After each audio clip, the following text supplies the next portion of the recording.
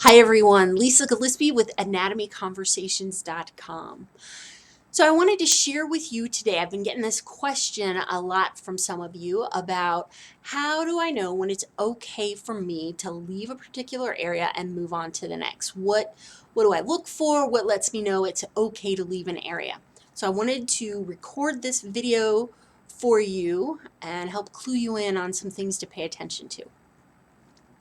Imagine that you're at a cocktail party and you're gathering with friends you haven't seen for a while, and you see your friend Beth. And you head on over and you start a conversation with Beth. And you're catching up, you're learning what's new, what's happened. Beth shares a little bit, you respond, you share a little bit, and Beth responds. So there's this easy back and forth give and take. And then you see your friend Frank over there, and you haven't seen Frank in eons, and oh my gosh.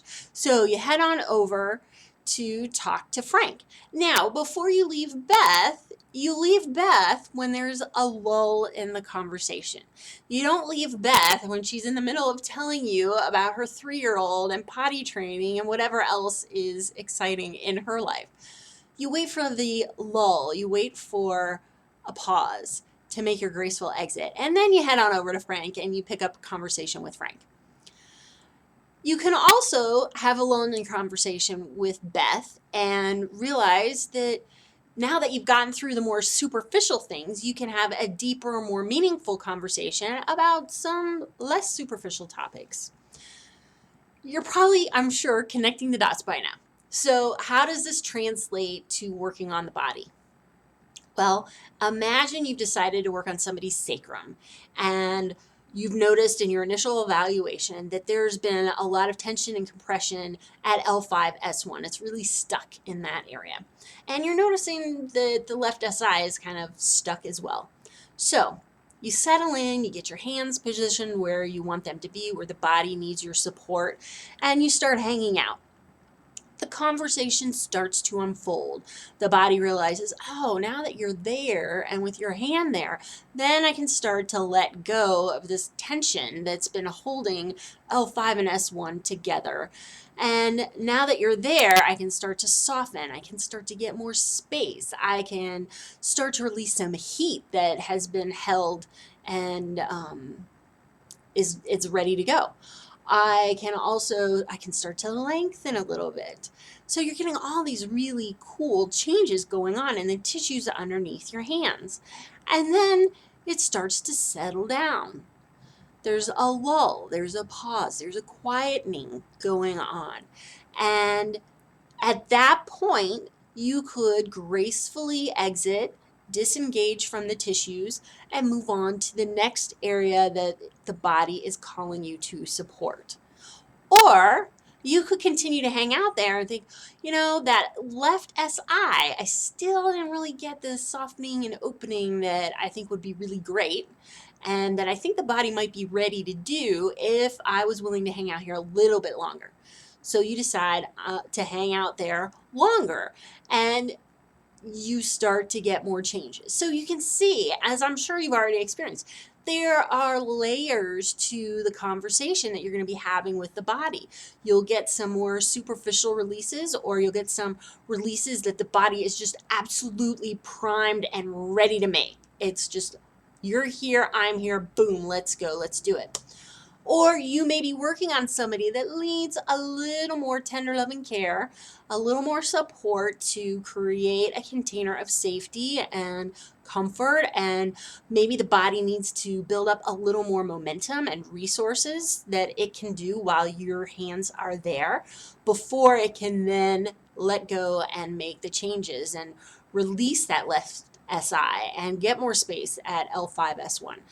So you'll get a sense of these things, but the important thing to remember is you never want to leave an area while a lot of change and a lot of work is still going on there. That would be rude. That'd be like leaving in the middle of your conversation with Beth right as she's telling you about her 3-year-old potty training.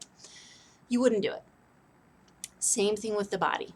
Now, you may notice that you're working in an area and you look at the time and you're thinking, oh my gosh, here I've been spending all this time at L5-S1 and the sacrum, and we're getting some really nice changes, but Sally came in because her neck was bothering her, and I want to be sure to spend some time on her neck. So, how do you leave without leaving the body hanging? How do you leave an area and kind of make your graceful exit? How do you create a graceful exit? So, here are a couple tips that you can play with and see how they work for you. Number one, when I'm in this situation, I let my client know non-verbally, you can play with this non-verbally, talking to the body, talking to the tissues. Hey, we've got about 5 minutes left that I can spend in this area before I need to move on and transition, because there are other areas that are needing some support. So I'm letting you know you've got 5 minutes to get done what you need to get done with my hands being in this area. You'll be amazed at how the body starts speeding up its process or starts doing what it really needs to have done in that time and wraps it up. You can also verbally say to your client, hey, I just wanted to let you know, kind of give you a heads up that I've got about 5 minutes left to spend in this particular area before I move on to your neck, because I know your neck's been bothering you and I really wanted to check in with it and see what it might be needing. So I just wanted to make you aware of this so that you can tune into your body and see what your body is needing to get done in these next 5 minutes while my hands are in this area. Great. Okay. It's a really nice way to clue your client in, clue the tissues into what's going on. And then, like I said, this works like a charm. You can then make your graceful exit and move on to the next area. It's also good if you're getting to the end of a session and you realize you need to wrap it up and transition. You can let your client know, I've got 5 minutes left before we need to wrap up the session, so just wanted to make you aware of that. And same thing, you could also do it non-verbally. So you've got some things to play with there. You've got some new insights that you can use when you're working with your client to be mindful of your transitions and make sure that you are indeed making the graceful exit and not leaving the body hanging. You'll know when the body is like, you left too soon, come back, that you may need to go back and schmooze a little and hang out and let it do what it needs to do a little bit longer. But you'll get the sense of this over time, trial and error, when okay, the body is in a good place, this area is in a good place, I can leave and know I'm not leaving the body hanging. All right. So before I close for today, the last thing I wanted to share with you is a new toy that I got to help my clients better understand and get a real tangible understanding of the expansion and contraction at the cranium that occurs when the CSF is flowing in and out. So, ta-da! This is my new toy. It's a Hoberman sphere, and I'll put the details in the notes below this post so you can find it if you're interested. But here's what's so cool about it.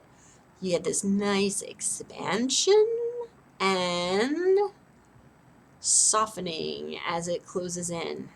So it's, like I said, it's a really great, tangible, they can see it. It's not just something they have to imagine.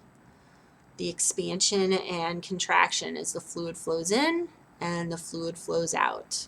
It also gives them a better sense of how much mobility their skull ideally should have, that it's not just, as I talked about before, a hollowed out bowling ball. So there you have it. Play with that and have fun out there. I look forward to talking with you soon.